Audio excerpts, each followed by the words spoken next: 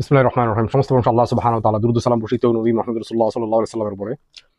আজকে খুতবার অধ্যায় হচ্ছে সৃষ্টির সেবা ও সুন্দর আচরণ। প্রত্যেক মুসলিমের দায়িত্ব মানুষের কল্যাণে ব্যয় করা। তো যে মানুষের কল্যাণে ব্যয় করে না সে কতটুকু মুসলিম, আজকে আমরা সেই হাদিসটা থেকে জানবো ইনশাআল্লাহ তাআলা।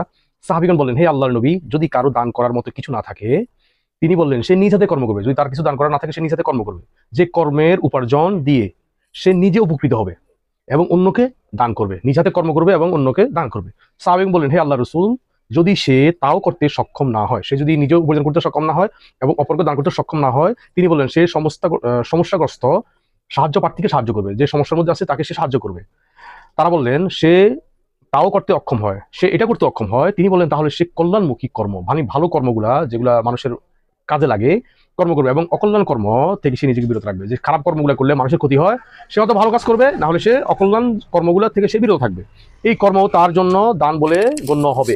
এই কর্মগুলো সে যদি খারাপ কাজ থেকে বিরত থাকে, মানুষের ক্ষতি থেকে বিরত থাকে, তাহলে সেটা তার জন্য দান বলে গণ্য হবে। অন্য বর্ণনায় তুমি পেশাদার শ্রমিক বা কর্মজীবীকে সাহায্য করবে, মানে যারা পেশাদার শ্রমিক বা কৃষিজীবী তাদেরকে তুমি সাহায্য করবে।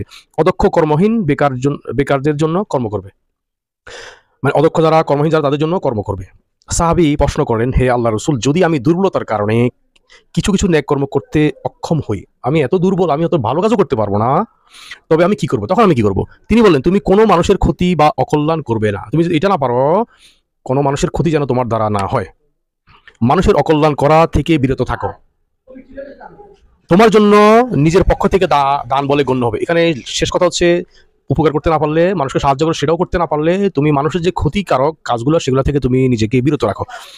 কিন্তু আমরা মুসলমান দাবি করি, কিন্তু আমরা অন্তত উপকার করতে না পারলে ক্ষতি করার চেষ্টাটা আমরা বেশি করে থাকি। বর্তমানে সময় এটা চলতেছে। আরেকটা হাদিস, মানব কল্যাণমুখী কর্ম বিপদ আপদ ও অপমৃত্যু থেকে রক্ষা করে। এই যে আপনি যদি মানুষের কল্যাণমুখী কর্ম করেন, এগুলো আপনাকে বিপদ এবং অপমৃত্যু, হঠাৎ মৃত্যু, আপনি প্রিপারেশন নিচ্ছেন না, হঠাৎ অপকর্ম অবস্থা আপনার মৃত্যু এসে যাবে, হঠাৎ আপনি বাস ট্রেনে যাচ্ছেন, যে কোনো জায়গায় আপনার মৃত্যু হতে পারে যদি আপনি ভালো কাজ না করে থাকেন। গোপন দান আল্লাহর ক্রোধ নির্বাপিত করে। একটা দান আছে মানুষকে দেখা করতে হবে, নাহলে হবে না, বুঝে বহুত কথা কন, কিন্তু দান করাতে আমরা দেখি না। কিছু দান আছে আপনি দেখা করতে উৎসাহ দিতে হবে, আর কিছু দান আছে গোপনে করবেন। 100 টাকা, 500 টাকা, 200 টাকা, 2000 টাকা, এটা মানে গোপনে দিয়ে দিবেন যেন কেউ না দেখে। কিন্তু আল্লাহর এই দান কিন্তু মানে আপনি যে অপকর্ম করেন বা অন্যায় করছেন, সেই রাগ, আল্লাহর রাগকে দমাই রাখবে এবং রক্ত সম্পর্কীয় আত্মীয়তার সম্পর্ক রক্ষা করা আয়ু বৃদ্ধি করবে। মানে আপনি যদি আত্মীয় স্বজনের সাথে সম্পর্ক উন্নয়ন করেন, তাদের সম্পর্ক রাখেন, তাহলে এটা আপনার বয়স বৃদ্ধি করে দিবে।